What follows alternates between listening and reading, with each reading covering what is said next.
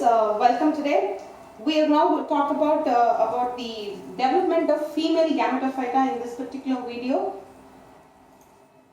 So female reproductive part is the gynecium. So it is having the major parts: stigma, style, ovule, and the ovary wall here you can see, and individual ovule. That is, you see the small light structure here. The individual structure is the ovule here. So you can see the stalk, which is the funiculus. Then the ridge region is called the hilum. The opening of the ovule is the micropyle, and this structure is your embryo sac. The basal region, but this picture is an inverted picture of the ovule. So the base of the ovule is actually on the top, which is called the chalaza.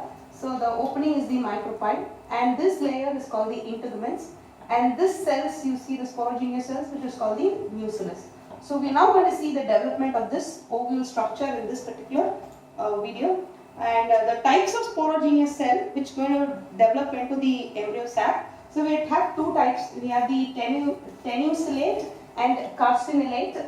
Here you have a single layer of cells here. Okay, you can just see the single layer and which develop into the ovule structure. Here you have a mass of cell. Can you see here? There is no layer, but there is a mass of a cell, pretty large cell here. Okay, so this is subhypodermal because you see our outermost epidermal, you have 2 or 3 layers. Below that you have this sub, and you have just below the epidermal layer you have this one. So it is the hypodermal. So you can see they can be differentiated as single layer of small nucellar tissue and a large layer of nucellar tissue seen. This is hypodermal and this is subhypodermal. Based on the development, we have these two types of sporogenous tissue in the ovule. And based on the orientation, position of the micropyle, we can classify ovules into 6 types. So you have the orthotropous, anatropous, hemianatropous, chamailotropous, amphitropous, and cercinotropous. It might look very difficult, but I'll tell you very easily. Ortho is like bone, erect. Okay, so you see it is the chalaza is in the base and the micropyle is on the top. So ortho. So you can just keep your hands like this and know that it is ortho. And when you insert it downward, so you know it is anatropous when the ovule is inverted. So chalaza is on the top and the micropyle is in the below. So anatropous. So mostly 80% of the plant or 85% of your plants will have anatropous ovule. Few plants only have the other types. Okay, the other types of ovule is seen in very few families, but it is anatropous predominantly seen in most of your monocots and the dicot plants. Okay, so hemi is horizontal. So you see the micropyle on one end and chalaza on the other end. Please remember, the base of the ovule is chalaza. The opening is called the micropyle. These two structure is essential for you to remember this types. Okay, so you have this one is orthotropous, like a bone. Ortho means bone. So like a bone it is erect. This is inverted. So here you see the opening. Here you have the base. Here it is horizontal. Micropyle is on one end. Chalaza on the other end. Here chamailo, slightly curved. Chamailo is curved. So the opening is curved. And you see the curved nature. So it is chamailo. In amphitropous, what happens is you have two ends. The base, that is the chalaza, and the micropyle is together, but you see this structure here, it is on two ends. But here the embryo sac is only towards the micropyle. But here you see the embryo sac is curved here, so you see on both the end. Amphi means both. So amphitropous ovule. Cercino is the stalk. This one is funiculus. The stalk forming a coil around the ovule. It is forming a coil around. So cercino. Word cercino means coiled. We can see cercinate vernation in Pteridophyta. So that is from those you can remember it is a coiled nature. So we have 6 types of ovule.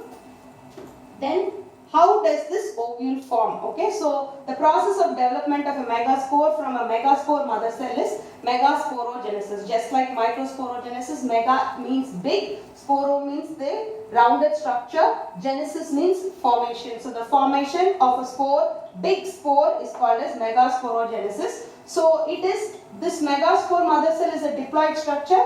The megaspore is a haploid structure where they have to undergo a meiosis to form a megaspore. There are 3 types of development: monosporic development, bisporic development, and tetrasporic development. Monosporic development, as the name says, there is only one cell. From one single cell, if the entire ovule is developed, then it is monosporic. Example, polygonal. Bisporic, you have two megaspore. Then if the entire ovule develops from these two cells, then it is alien. Tetrasporic is peperonia. Here you have 4 cells, 1, 2, 3, 4. So when the ovule is developed from this 4 megaspores, then it is called tetrasporic development. And how does it develop? So the initial cell, a group of cells, is called the nucellus. From that, one of the cell will be the archisporial cell. Archisporial is the primary cell or the first cell I told you in the microspore. Similarly, here also you have the archisporial cell, which will be then developed large. When compared to the remaining cell, this will become large cell, so that will be called as a megaspore mother cell. So this is still a diploid here. It becomes a functional megaspore which starts to dividing. All these cells will be mitosis. All these cells will be a mitotic division, and then you have a 2 nucleate stage, 4 nucleate stage here, and finally an 8 nucleate stage where the meiosis occurs here. Now all of them will start to form, and only all of them are diploid here. Only the egg will undergo a meiosis to form the haploid cell. So you see nucellus developing into an 8-cell embryo sac inside the ovule, and this one ovule is your megaspore forming. The megaspore is nothing but the egg. But unlike the pollen where numerous pollens are formed, here only per ovule only one egg is formed.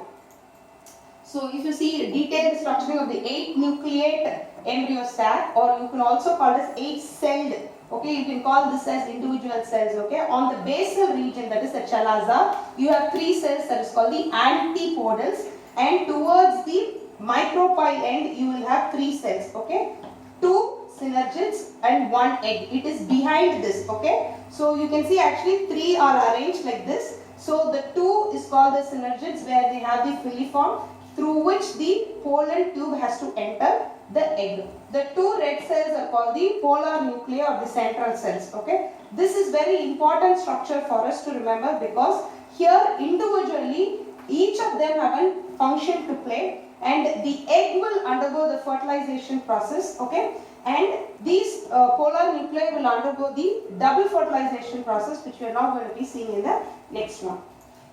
Thank you. In the next one, we will see pollination, how the pollens fall on the flowers and what are the means of which it takes place.